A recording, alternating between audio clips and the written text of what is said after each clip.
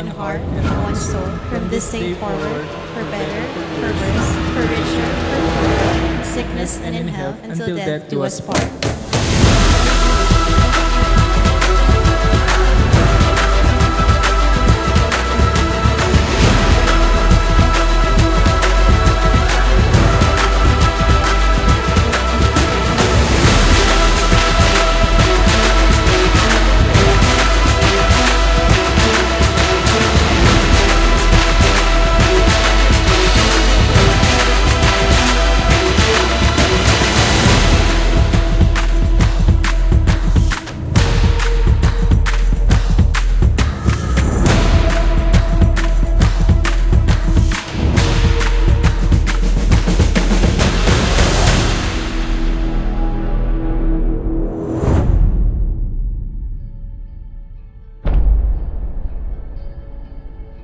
Beautiful Danielle Angela, do you take handsome Joseph Luis here present for your lawful, handsome husband, according to the rite of our Holy Mother, the Church? I do.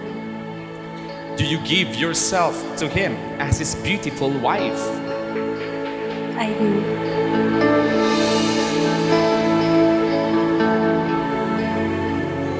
It's been a long road, Danny, but we're here now. Our whole love story as boyfriend and girlfriend was not exactly what we hoped and dreamt about. I've caused you so much pain and I'm very, very sorry for all of those. What matters most is that we will end that story in the most perfect way, and I can't wait to write the next chapters with you as my wife. People are so used to seeing me as my strong, jolly self. But it is only you who knows how weak I can get during certain points of my life. Thank you for always lifting my spirits and for always being there for me.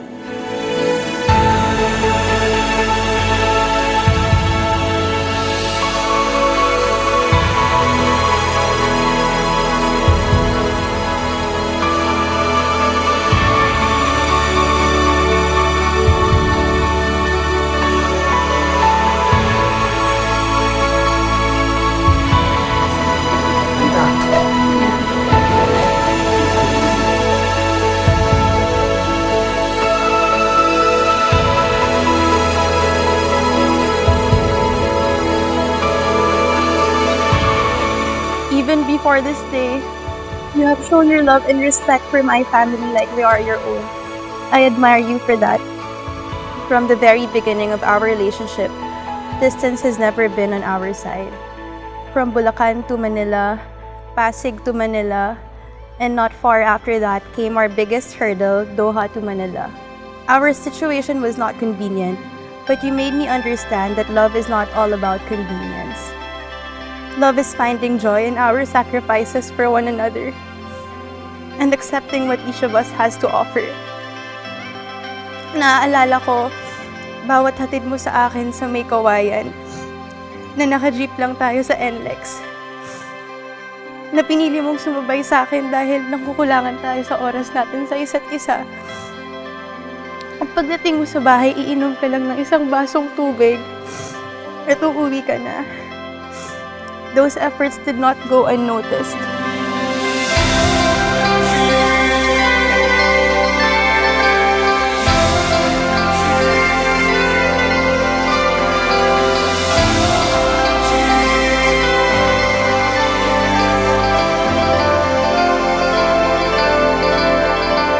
Danny, this is your big day. We've been waiting for this since college. Oh, I'm yeah. so happy for you. Love you.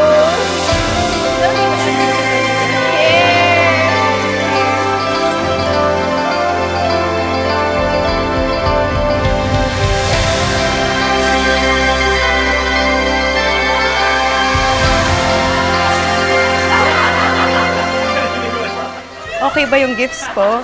I know marami pang kulang dyan. Lahat naman kasi ata ng pagkain gusto mo. Just like my gift, you are precious, outstanding, and shines the brightest. I hope you like it. See you at the altar. I love you, Joseph.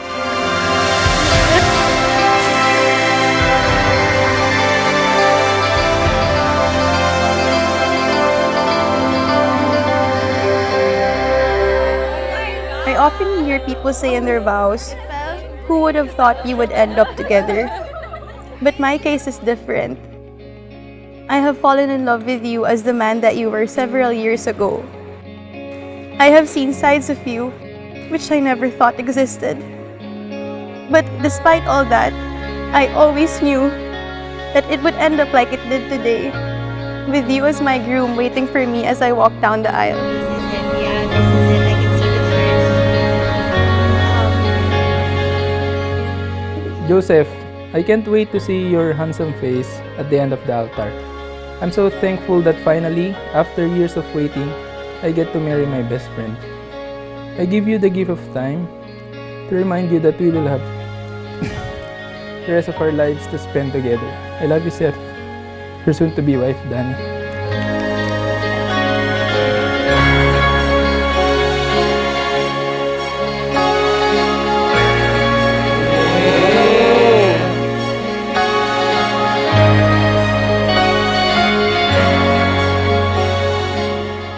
Pa, thank you for everything.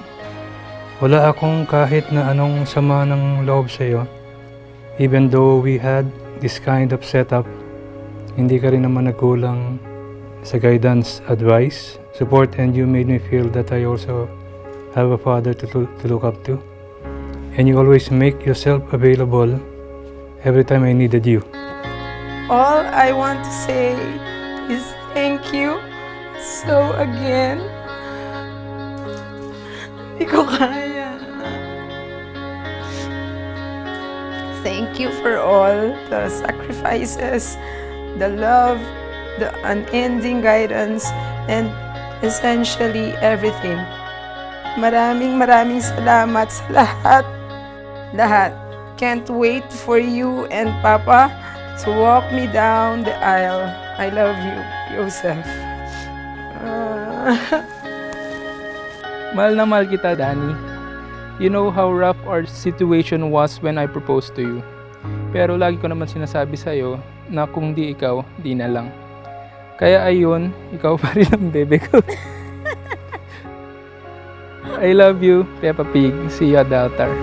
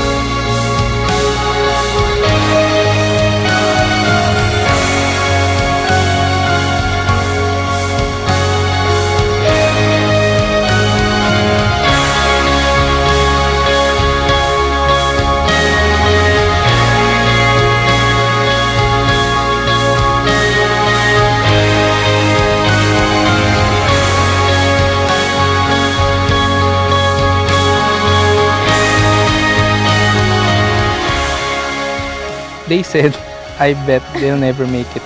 But just look at us holding on. I love you, my best friend. I promise to make you laugh every day. I promise to be a responsible husband and father of our kids in the future. I'm so excited to fulfill our dreams and to live our lives together.